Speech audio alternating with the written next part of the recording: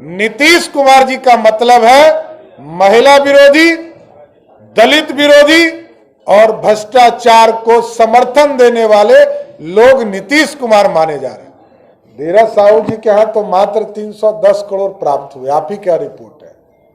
देखिए, लालू प्रसाद जी के खिलाफ यदि डराने का काम किसी ने किया वो जनता दल यूनाइटेड है। चारा घोटाला में अभियुक्त बनाया जनता दल यूनाइटेड के नेताओं ने। शरद यादव जी चले गए, उन लोगों ने आवेदन किया था। जनता दल यूनाइटेड के राष्ट्रीय अध्यक्ष जी ने आवेदन किया था। शिवानंद तिवारी जी को तो जनता दल यूनाइटेड के लोगों ने सजा करा दिया। अभी 4 दिन पहले जनता दल यूनाइटेड के लोगों ने सजा करवा दिया और राजद चू नहीं कर पाई। यही है राजद। राजद सिर्फ लालू जी के ऊपर कोई कार्रवाई होती है तभी वो समझता है कि कार्रवाई हुई। लालू जी को भी फंसाने वाला कोई दूसरा नहीं है। 1996 में पहली बार सीबीआई बिहार आया और तब कांग्रेस पार्टी की सरकार देश में थी और एफआईआर दर्ज कराने वाले कोई और नहीं थे, जनता दल यूनाइटेड के राष्ट्रीय अध्यक्ष थे। और जब लालू प्रसाद जी पे दोबारा जांच शुरू हुआ वो भी जनता दल यूनाइटेड के लोगों ने कराया। यदि किसी पे प्रेशर कोई बनाता है तो वो जनता दल यूनाइटेड के लोग बनाते हैं। हम तो एक प्रमाण मांग रहे हैं आप लोगों से कि यदि कोई ऐसा प्रमाण है तो दीजिए। इसके सामने उपस्थित सभी मीडिया के साथी, प्रेस एवं इलेक्ट्रॉनिक मीडिया के साथीगण, आज बड़े दूसरे पार्टी के लिए दुख का विषय है कि आज जिस तरह कांग्रेस पार्टी के भ्रष्टाचार को झारखंड में, उड़ीसा में देखने को मिला, इससे बड़ा भ्रष्टाचार और गिनते गिनते आईटी डिपार्टमेंट के पदाधिकारी थक गए और अभी तक जारी है। कांग्रेस पार्टी का परिचय का मतलब भ्रष्टाचार, भ्रष्टाचार और भ्रष्टाचार है। आप सोचिए कि जिस राज्य में सहयोगी के तौर पर हो और वहां पर 300 करोड़ से अधिक कैश राशि उपलब्ध हो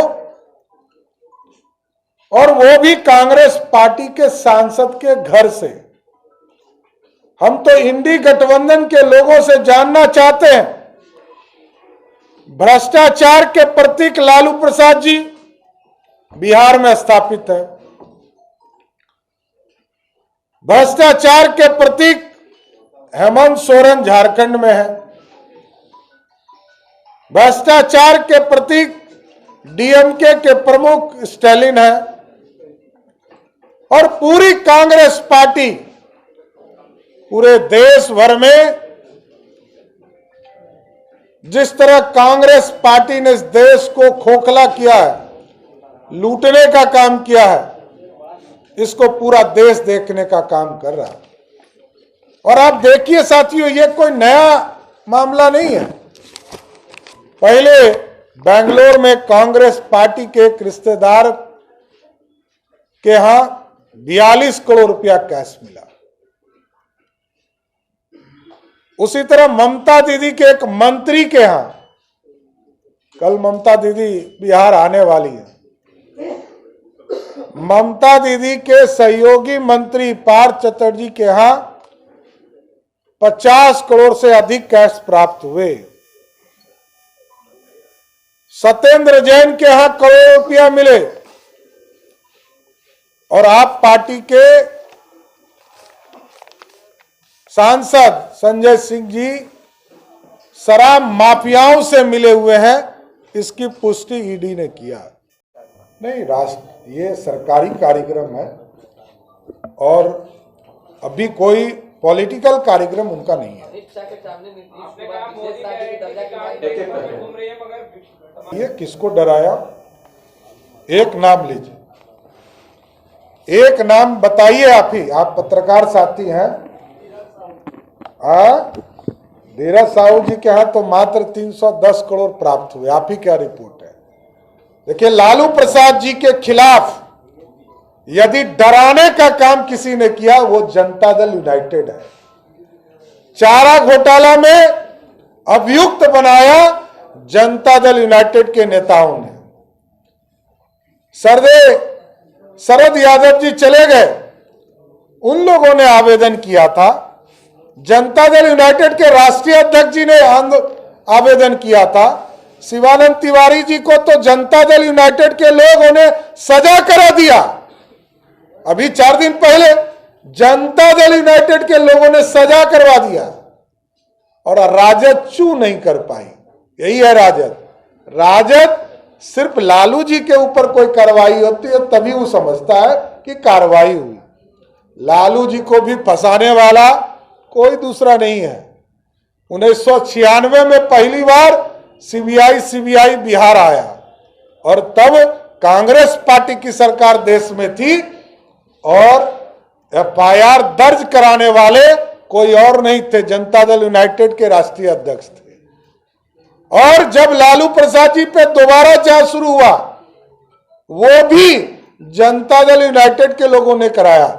यदि किसी पे प्रेशर कोई बनाता है तो वो जनता दल यूनाइटेड के लोग बनाते हैं। हम तो एक प्रमाण मांग रहे हैं आप लोगों से कि यदि कोई ऐसा प्रमाण है तो दीजिए।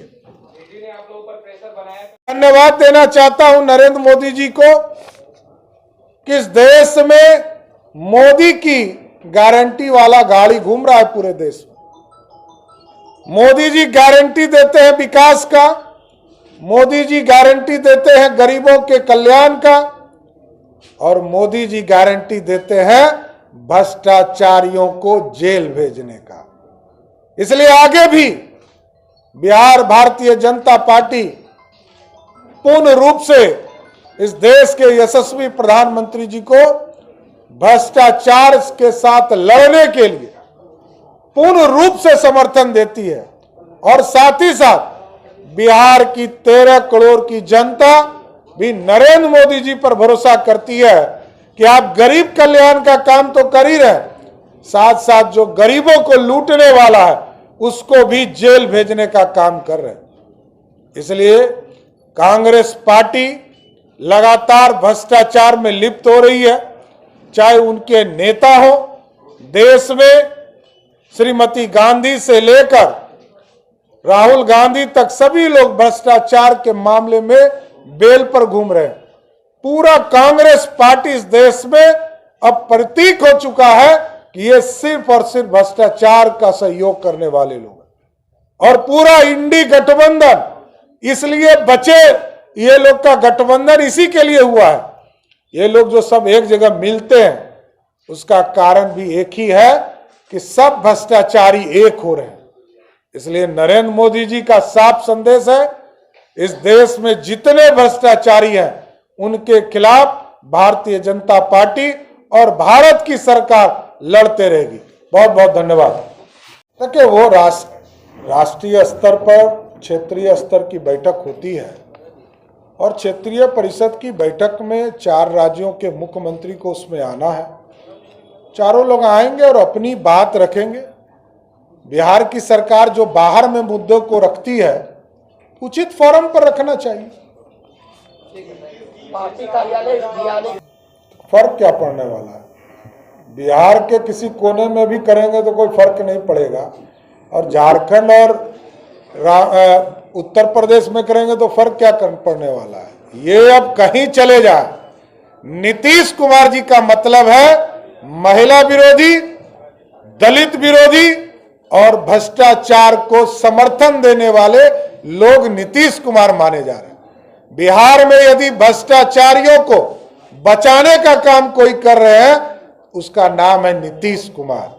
और बिहार में 3 चीजों से भारतीय जनता पार्टी लड़ेगी। बालू माफिया, शराब माफिया और जमीन माफिया, इन तीनों को जमीन दोष करने के लिए संघर्ष करेगी और इन सारे माफियाओं के खिलाफ भारतीय जनता पार्टी लड़ाई लड़ेगी। पार्टी कार्यालय आने की संभावना है क्या?